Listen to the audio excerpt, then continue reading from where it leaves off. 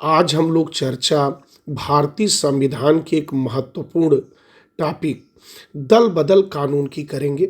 दल बदल कानून जिसे अंग्रेजी में एंटी डिफेक्शन लॉ कहते हैं। तो सबसे पहले दल बदल कानून को जाने उसके पहले ये जान लें कि दल बदल कहते किसे हैं। तो जब कोई चुना हुआ विधायक या सांसद चुने जाने के बाद अपनी पार्टी को छोड़कर दूसरी पार्टी में शामिल हो जाता है तो इसे दल बदल कहा जाता है। और पार्टी कोई व्यक्ति न बदले, कोई चुना हुआ सांसद विधायक न बदले, इसलिए संसद में ये कानून लाया गया जिसे दल बदल कानून के नाम से जाना जाता है। ये सबसे पहले ये दल बदल कानून 1985 में देश के प्रधानमंत्री राजीव गांधी थे। उन्होंने ये दल बदल कानून का एक विधेयक लाए और इसे पारित कराया जिसे 52वां संविधान संशोधन के नाम से जाना जाता है। और भारतीय संविधान में दल बदल से संबंधित एक नई सूची जोड़ी गई जिसे 10वीं अनुसूची के नाम से जाना गया कि आज से ऐसे सदस्य जो दल बदल करेंगे उन पर यह नियम लागू होगा और अगर वो दल बदल के नियम के तहत आते हैं तो उन्हें अयोग्य भी ठहराया जाएगा। अब ये प्रश्न उठता है कि दल बदल कानून लाने की आवश्यकता क्यों थी, इसका क्या कारण था। तो निश्चित है जब कोई कार्य होता है तो उसके कई कारण होते हैं। तो इसके बहुत से कारण थे जिसके कारण ये दल बदल कानून लाया गया। तो इसके बाद में हम विस्तार से चर्चा करेंगे, लेकिन अगर मैं कारण की बात करूं तो 1960 और 70 के बीच जब कांग्रेस थोड़ी कमज़ोर होने लगी, अन्य दलों का अस्तित्व भारत में आने लगा, तो वहाँ पर गठबंधन की सरकारें बनने लगी। और जब गठबंधन की सरकारें बनने लगी तो निश्चित है लोगों के अंदर अवसरवादिता ने जन्म लिया और उन्होंने मंत्री पद के प्रलोभन के लिए, धन के प्रलोभन के लिए, सम्मान के प्रलोभन में जीतने के बाद वे अपनी पार्टियों को बदलने लगे। और यही कारण था इन अवसरवादिता को रोकने के लिए हमें दल बदल कानून लाना पड़ा। हम बात करते हैं कि दल बदल का प्रभाव भारतीय राजनीति और जनमानस पर क्या पड़ रहा था। तो अगर मैं पहले बात करूं तो लोकतांत्रिक जनादेश का उल्लंघन हो रहा था, क्योंकि जनता किसी पार्टी की विचारधारा को देखते हुए किसी सांसद और विधायक को चुनती थी, लेकिन वह सांसद और विधायक चुने जाने के बाद उस जनता के विपरीत विचारधारा वाले व्यक्ति से जाकर मिल जाता था। ऐसे में आम जनता अपने को ठगी महसूस करती थी। अब उसका नेताओं पर विश्वास उठने लगा था। उसे हर नेता एक ही तरीके का नजर आने लगा था कि वह जिसको भी जिताकर भेज रहा है, क्या वह उसी पार्टी में बना रहा या वह दूसरी पार्टी में जिसे वो नहीं चाहता है उसमें वो शामिल हो जाएगा। इसलिए वह धीरे धीरे इस भारतीय राजनीति से दूर होने लगा। अब वोट देने पर उसे अपने को ठगा महसूस करने लगा। अब धीरे धीरे वोट देने में उसकी रुचि नहीं रह गई थी। वहीं पर हम अगले प्रभाव की बात करें तो अब हॉर्स ट्रेडिंग को बढ़ावा मिली थी। हॉर्स ट्रेडिंग का मतलब होता है विधायकों की खरीद फरोख्त। ये हॉर्स ट्रेडिंग शब्द वैसे तो घोड़ों के व्यापार में यह शब्दावली प्रयोग होती है, लेकिन बाद में इतना ज़्यादा विधायकों की खरीद फरोख्त होने लगी, उनके दाम लगने लगे कि विधायकों की खरीद फरोख्त के लिए भी हॉर्स ट्रेडिंग शब्द का प्रयोग किया जाने लगा। और इस हॉर्स ट्रेडिंग के माध्यम से सरकारों को अस्थिर करने का प्रयास किया गया और जिससे सरकारों को कई बार गिरा दिया गया, जिससे भारतीय जनमानस जिसको देखकर अपने को ठगा महसूस करने लगा। अब अगर हम अगले प्रभाव की बात करें तो हम देख रहे थे कि अब सरकारी योजनाओं पर भी प्रभाव पड़ने लगा था, क्योंकि बार बार दल बदल होने के कारण सरकारें अस्थिर हो जाती थीं, जिससे प्रशासन और कल्याणकारी योजनाओं पर नकारात्मक प्रभाव पड़ने लगा। तो ज़्यादा से ज़्यादा सरकारें अब अपनी सत्ता बचाने में ही व्यस्त रहती थी, जिससे विकास कार्य पर वह उतना ध्यान नहीं देती थी, जिससे पूरी तरह से भारत का जो विकास होना चाहिए उस तरीके से भारत का विकास न होकर विकास कार्य प्रभावित होने लगा था। और यही कारण था कि हमें दल बदल कानून लाने की आवश्यकता महसूस हुई।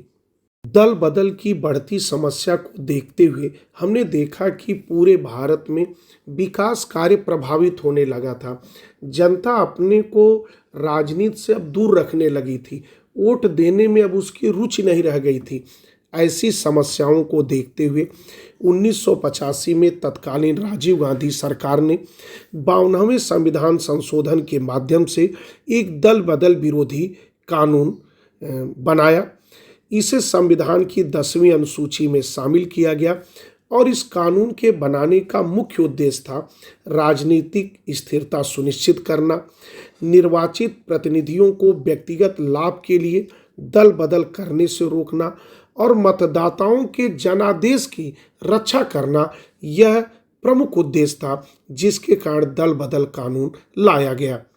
अब हम बात करते हैं कि जो दल बदल विरोधी कानून लाया गया था उसमें अयोग्यता का क्या प्रावधान रखा गया था, यानी किस आधार पे कोई चुनाव सांसद और विधायक वह अयोग्य घोषित किया जाएगा, इसके प्रमुख बिंदु बनाए गए थे। पहला बिंदु था कि यदि कोई चुना हुआ सांसद या विधायक स्वेच्छा से अपनी पार्टी की सदस्यता छोड़ देता है तो वह उस सांसद और विधायक पद से भी उसे हटा दिया जाएगा। वहीं पर अगर दूसरी बात करें तो कोई सदस्य अगर पार्टी के व्हिप के खिलाफ मतदान करता है या महत्वपूर्ण मतदान से अनुपस्थित रहता है तब भी उस चुने हुए सांसद और विधायक की सदस्यता समाप्त कर दी जाएगी। लेकिन इसमें एक बात और बता दें कि अगर कभी कोई व्हिप के खिलाफ जाकर मतदान से अनुपस्थित रहता है तो उसे पार्टी एक नोटिस, कारण बताओ नोटिस देगी और उसे 15 दिन का समय देगी कि वह अपना जवाब दे कि वह क्यों उस दिन मतदान से अनुपस्थित थी। यदि उसने सही कारण बताया और पार्टी उसको सही कारण मानती है और उसे अगर माफ़ कर देती है तो उसकी सदस्यता नहीं जाएगी, लेकिन अगर पार्टी माफ़ नहीं करती है तो उसकी सदस्यता चली जाएगी। वहीं पर हम अन्य प्रावधानों की बात करें तो यदि कोई निर्दल सदस्य अगर निर्दल के रूप में वह चुना जाता है लेकिन बाद में वह किसी राजनीतिक पार्टी में शामिल हो जाता है तो भी उसकी सदस्यता समाप्त हो जाएगी। वहीं पर अगर कोई मनोनीत सदस्य जो किसी पार्टी का सदस्य नहीं है वह मनोनीत के रूप में चुना गया है तो यदि वह 6 महीने के अंदर किसी पार्टी में शामिल हो जाता है तो वह उसकी सदस्यता नहीं जाएगी, लेकिन अगर 6 माह के बाद वह पार्टी में किसी ज्वाइन करता है तो उसकी सदस्यता चली जाएगी।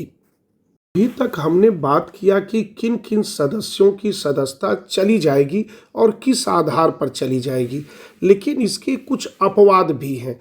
अपवाद है कि यदि किसी पार्टी के कम से कम 2/3 सदस्य किसी अन्य पार्टी में विलय करने का निर्णय लेते हैं तब उनके ऊपर ये दल बदल कानून लागू नहीं होगा। पहले ये सदस्य संख्या 1/3 थी। जब 52वां संविधान संशोधन हुआ था तो यह 1/3 रखा गया था, लेकिन इसके बाद भी देखा गया कि दल बदल नहीं रुक रहा था, इसलिए 2003 में एक 91वां संविधान संशोधन किया गया और उसमें यह सदस्य संख्या 2/3 कर दी गई कि अगर 2/3 सदस्य किसी दूसरी पार्टी में विलय कर लेते हैं तो ऐसे सदस्यों की सदस्यता नहीं जाएगी।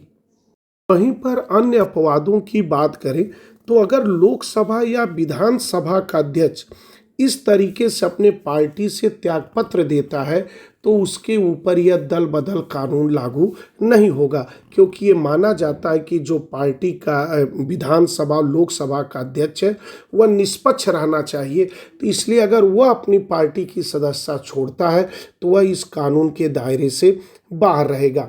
वहीं पर अगर मैं दूसरे अपवाद की बात करूं तो राष्ट्रपति या उपराष्ट्रपति का अगर चुनाव है तो उसमें अगर कोई सदस्य व्हिप का उल्लंघन करता है तो भी उसके ऊपर इस दल बदल कानून का नियम लागू नहीं होगा। अब बात करते हैं कि दल बदल का ये कानून पर निर्णय कौन लेगा, यानी कोई व्यक्ति अयोग्य हुआ कि नहीं हुआ, इसका निर्णय कौन लेगा। तो दल बदल कानून में ये कहा गया है कि दल बदल के मामले में अयोग्यता का निर्णय लोकसभा या विधानसभा का अध्यक्ष द्वारा लिया जाएगा और उसका निर्णय ही अंतिम होगा। अर्थात दल बदल कानून में अयोग्यता का निर्णय लेने का अधिकार लोकसभा और विधानसभा के अध्यक्ष को दिया गया है। वहीं पर एक केस 1993 का है और उस 1993 के केस में सुप्रीम कोर्ट ने कहा कि ये जो अध्यक्ष का निर्णय होता है यह न्यायिक समीक्षा के अधीन होगा कि वह क्या निर्णय लेता है। अब हम बात करते हैं कि दल बदल विरोधी कानून जो ये लागू हुआ है उसके क्या परिणाम निकल रहे हैं। तो अगर परिणाम की बात करें तो राजनीति में इसके सकारात्मक परिणाम भी है और नकारात्मक परिणाम भी देखने को मिल रहे हैं। हम एक एक करके इनके सकारात्मक और नकारात्मक परिणामों की चर्चा करेंगे। अगर मैं सकारात्मक परिणाम की बात करूं तो इसमें राजनीतिक स्थिरता आई है। इन कानूनों के लागू होने से जो सरकारें बीच में बार बार गिर जा रही थी, अब ये सरकारें बीच बीच पे नहीं गिर रही हैं, जिससे जो सत्ताधारी दल है वह विकास कार्यों पर अपना ध्यान केंद्रित कर रहा है और देश को आगे ले जाने में अपनी महत्वपूर्ण भूमिका का निर्वहन कर रहा है। वहीं पर अन्य परिणामों की अगर बात करें तो पार्टी में अनुशासन बढ़ा है। नहीं तो पहले बार बार लोग पार्टी को छोड़कर जाते थे, जिससे विधायकों और सांसदों में अनुशासनहीनता बढ़ गई थी। वह बात बात पर पार्टी छोड़ने की धमकी देते थे। ऐसे में पार्टी में अनुशासन में वृद्धि हुई है। वहीं पर हॉर्स ट्रेडिंग यानी विधायकों की जो खरीद फरोख्त थी, जिसमें पैसा देकर विधायकों को खरीदा जाता था, अब दल बदल के डर के कारण इस हॉर्स ट्रेडिंग में कमी आई है। वहीं पर अगले परिणाम की बात करें तो जनादेश की रक्षा हुई है। मतदाताओं द्वारा अब ये विश्वास जगा कि जिस पार्टी को हम जिता रहे हैं, जिस सांसद और विधायक को जिता रहे हैं, वह कम से कम अब की बार वह हमारे क्षेत्र का विकास कार्य करेगा, वह प्रलोभन के कारण पार्टी को नहीं छोड़ेगा और जिस विचारधारा पे हमने उसे जिता कर भेजा है वह उसी विचारधारा पर काम करता रहेगा। अब हम दल बदल कानून के नकारात्मक परिणामों की भी चर्चा करेंगे। जैसा हम जानते हैं किसी भी कार्य के दो पक्ष होते हैं, एक सकारात्मक होता है और एक नकारात्मक होता है, लेकिन हमको ये देखना होता है कि कौन सा परिणाम ज़्यादा अच्छा है, उसी पर हम काम करते हैं। वैसे तो किसी भी कार्य के दो परिणाम होते हैं, एक सकारात्मक और एक नकारात्मक। तो अब हम नकारात्मक परिणामों के बारे में भी चर्चा करते हैं। तो पहले अगर चर्चा करें तो अभिव्यक्ति की स्वतंत्रता पर प्रभाव पड़ा। इस कानून के कारण विधायक और सांसदों की जो अभिव्यक्ति की स्वतंत्रता थी कि वह खुलकर अपनी बातों को रखते थे, अब उन्हें इस बात का डर सताने लगा कि कहीं वह ऐसी कोई बात न बोल दें जिससे पार्टी अनुशासनहीनता में मानी जाए और पार्टी उन्हें अयोग्य घोषित करा दे। वहीं पर अगले परिणाम की बात करें तो स्पीकर को इतनी शक्ति दे दी गई कि वही सदस्यों का निर्णय करेगा कि कौन सदस्य योग्य होगा, कौन अयोग्य हो गया। और ऐसे में देखा गया कि स्पीकर अपनी इस शक्ति का बार बार दुरुपयोग कर रहा है। वहीं पर अब हम अन्य नकारात्मक परिणाम की बात करें तो विलय के प्रावधान का दुरुपयोग हो रहा है। पहले क्या था कि एक एक व्यक्ति सांसद विधायक एक एक छोड़कर जाता था, लेकिन जब से ये व्यवस्था कर दी गई कि 2/3 अगर सदस्य अपनी पार्टी छोड़ देते हैं तो इसे वैध माना जाएगा। तो अब ये दल बदल पहले छोटे पैमाने पर होता था, अब बड़े पैमाने पर होना शुरू हो गया है। अब हम बात दल बदल रोकने के लिए किए गए प्रयासों की चर्चा करते हैं। तो सबसे पहला दल बदल रोकने के लिए 1985 में 52वां संविधान संशोधन किया गया और इस संविधान संशोधन के द्वारा कई अयोग्यता के प्रावधान बनाए गए कि जिसके कारण किसी भी चुने हुए सांसद और विधायक को पार्टी बदलने पर अयोग्य घोषित किया जाएगा और अगर 1/3 से कम व्यक्ति पार्टी छोड़ते हैं तो भी उनके सदस्यता को समाप्त करने का प्रावधान बनाया गया। बदल को रोकने के लिए 1985 में 52वां संविधान संशोधन तो लाया गया, लेकिन उसमें बहुत सी कमियां रह गईं। उन कमियों को दूर करने के लिए स्वर्गीय अटल बिहारी वाजपेयी के समय 2003 में 91वां संविधान संशोधन किया गया और इस संशोधन के तहत 1/3 प्रावधान को हटाकर 2/3 सदस्यों की आवश्यकता लागू किया जा सके ताकि सामूहिक दल बदल को और कठिन बनाया जा सके, जिससे एक पार्टी लोग जल्दी न बदल पाएं। दल बदल रोकने के लिए 1985 में 52वां संविधान संशोधन किया गया, 2003 में 91वां संविधान संशोधन किया गया, लेकिन उसके बाद भी कुछ कमियां आज भी नज़र आती हैं। जैसा कि लगता है कि सरकार कानून बना के डाल चल रही है, तो वहीं जो बदलने वाले सांसद और विधायक हैं वह पात चल रहे हैं, अर्थात तू डाल मैं पात। अब हम इनमें क्या क्या कमियां हैं और इनमें क्या क्या सुधार किया जा सकता है उसके बारे में चर्चा करें। अगर पहली कमी की बात करें तो स्पीकर की भूमिका की, क्योंकि स्पीकर को इसमें निर्णय लेने का अधिकार दिया गया है, लेकिन उसके लिए कोई समय सीमा निर्धारित नहीं की गई है। इसलिए कई बार स्पीकर इसका मजाक उड़ाते हैं और वो समय सीमा के अंदर कोई निर्णय नहीं लेते हैं। इसलिए समय सीमा न होने के कारण मामला लटका रहता है। इसलिए सुझाव है कि स्पीकर की भूमिका को समाप्त कर दिया जाए और यहाँ पर स्वतंत्र न्यायाधिकरण की स्थापना कर दिया जाए, जो अयोग्यता से संबंधित निर्णय ले, जो किसी पार्टी से संबंधित न हो। वहीं पर अगर हम दूसरे सुझाव की बात करें तो अभी तक ये पार्टी जो बदलने के बाद सदस्यता चली जाती है वह फिर तुरंत चुनाव लड़ सकते हैं, लेकिन एक सुझाव और इसमें लागू करना चाहिए कि अब उनको आजीवन, अगर एक बार दल बदल कानून के वो लपेटे में आ गए तो उनको आजीवन इस चुनाव लड़ने पर प्रतिबंध लगा देना चाहिए। अगर ये 2 काम कर दिया जाए, एक काम पहला कि स्वतंत्र न्यायाधिकरण की स्थापना कर दिया जाए और दूसरा अगर कोई दल बदल के तहत पाया जाता है तो आजीवन उसके चुनाव लड़ने पर प्रतिबंध लगा दिया जाए, तो काफ़ी हद तक दल बदल रुक जाएगा। अभी तक हमने बात दल बदल विरोधी कानून की किया कि दल बदल कहते किसे हैं, इसका क्या परिणाम हुआ, क्या प्रभाव पड़ा और इसे लाने की आवश्यकता क्यों महसूस की गई। तो इस तरह से हम ओवरऑल देखें तो दल बदल विरोधी कानून ने भारतीय राजनीति में स्थिरता लाने और अवसरवादी दल बदल को रोकने में काफ़ी हद तक महत्वपूर्ण भूमिका निभाई, क्योंकि 1985 के पहले ये दल बदल आम था, लेकिन 1985 में जब ये कानून आया तब से काफ़ी हद तक दल बदल रुक गया। वहीं पर 2003 में जब संशोधन किया गया तो इसमें और रुकावट आई, लेकिन आज भी दल बदल हो रहे हैं, व्यापक पैमाने पर हो रहे हैं। रुकावट तो आई है, अब इसको और रोकने के लिए कुछ सुझाव हैं। अगर उन सुझावों को लागू किया जाए तो काफ़ी हद तक दल बदल शायद रुक जाए। एक तो स्पीकर की समय सीमा का निर्धारण किया जाए, दूसरा निर्णय की भूमिका को स्वतंत्र न्यायाधिकरण को दिया जाए और तीसरा दल बदल करने वाले सदस्यों पर चुनाव लड़ने पर प्रतिबंध लगा दिया जाए, तो हो सकता है कि ये दल बदल पूरी तरह से रुक जाए। हम लोग दल बदल से संबंधित कुछ अतिरिक्त जानकारी को भी हासिल करें।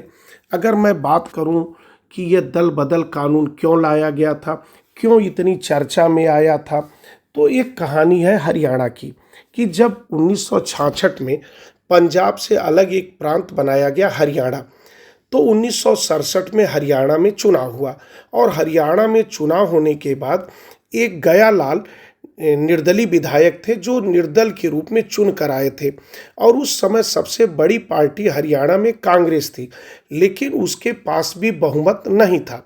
इसलिए हर पार्टी बहुमत जुटाने के लिए वह निर्दलियों की तरफ देख रही थी, और इसी समय एक गयालाल जो निर्दलीय विधायक थे उनको कांग्रेस ने अपनी तरफ उनको ज्वाइन करा लिया और सुबह 9 बजे उनको कांग्रेस में शामिल कराया। लेकिन उसी समय एक और पार्टी यूनाइटेड फ्रंट भी, वह भी सरकार बनाने की होड़ में थी। जब उसे लगा कि गयालाल कांग्रेस ज्वाइन कर लिए हैं तो उन्हें प्रलोभन देकर दोपहर तक उसने अपनी पार्टी में ज्वाइन करा लिया। लेकिन जब ये बात शाम तक कांग्रेस को फिर पता चली तो कांग्रेस ने फिर मान मनौवल के दौर से फिर गयालाल को अपनी पार्टी में ला दिया, और इस तरह गयालाल पूरे दिन भर में 9 घंटे के अंदर उन्होंने 3 पार्टियों को चेंज किया। इस प्रकार गयालाल की 1967 की दल बदल की घटना ने न केवल हरियाणा बल्कि पूरे भारत की राजनीति में एक ऐतिहासिक मुहावरा गढ़ दिया, क्योंकि 9 घंटे में उन्होंने 3 बार पार्टी बदली, जिसकी देखा गया कि यह राजनीतिक अस्थिरता और अवसरवादिता है, और इसीलिए एक कहावत बन गई, आया राम गया राम। अभी तक हमने देखा कि हरियाणा में जो दल बदल हुआ वह पूरी भारतीय राजनीति में चर्चा का विषय हो गया, और एक बाकायदे मुहावरा ही गढ़ लिया गया, आया राम गया राम। इसको देखते हुए लगा कि अब इस पर रोक लगाने की कोशिश किया जाए, और इसी कोशिश के तहत 1967 में बढ़ते दल बदल को देखते हुए इस समस्या को सुलझाने के लिए तत्कालीन गृह मंत्री यशवंत राव चौहान की अध्यक्षता में एक कमेटी का गठन किया गया कि कैसे दल बदल को रोका जाए, दल बदल के आधार पर किनको अयोग्य घोषित किया जाए। इन सभी पर अपने सुझाव देने के लिए 1967 में यशवंत राव चौहान की अध्यक्षता में एक कमेटी का गठन किया गया, और उन्होंने 1970 में अपनी रिपोर्ट सौंप दी, और इसी रिपोर्ट के आधार पर 1985 में जो 52वां संविधान संशोधन किया गया, यह इन्हीं की कमेटी की रिपोर्ट के आधार पर किया गया था। में एक कमेटी 1990 में दिनेश गोस्वामी समिति का गठन हुआ था। उस कमेटी ने भी सुझाव दिया था कि इसका निर्णय, जो अयोग्यता का निर्णय, वह चुनाव आयोग की सलाह पर राष्ट्रपति या राज्यपाल द्वारा किया जाना चाहिए, न कि स्पीकर द्वारा, क्योंकि बार बार स्पीकर द्वारा पक्षपात के आरोप लगते हैं। इसलिए ये कहा गया कि स्पीकर को यह कार्य न देकर, अयोग्यता का निर्णय न देकर, यह राज्यपाल और राष्ट्रपति को दिया जाए, ये दिनेश गोस्वामी समिति में कहा गया। बाद में विधि आयोग की 117वीं रिपोर्ट में भी इससे संबंधित बातें बताई गई।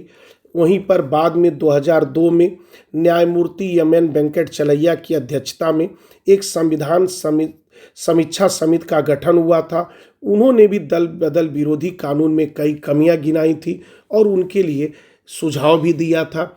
इस तरीके से देखा जाए तो दल बदल विरोधी कानून में अभी भी बहुत सी कमियां हैं, जिसके कारण ये दल बदल हो रहा है। तो इसको रोकने के लिए इन सभी कमेटियों के द्वारा जो सुझाव रिपोर्ट दी गई है, सलाह दी गई है, उसको माना जाए, उसको एक संविधान संशोधन और करके उसको भी लागू कर दिया जाए, तो मेरा अपना मानना है कि यह दल बदल पूरी तरह से रुक जाएगा। तो निश्चित है आज दल बदल के बारे में हम लोगों ने ज़्यादा बातें किया, पूरी इसके जितनी भी बातें हो सकती हैं उन बातें की, तो निश्चित है आप बातों को अच्छे ढंग से समझे भी होंगे। तो अब मैं अपनी वाणी को विराम देता हूँ। इसी के साथ बहुत बहुत धन्यवाद।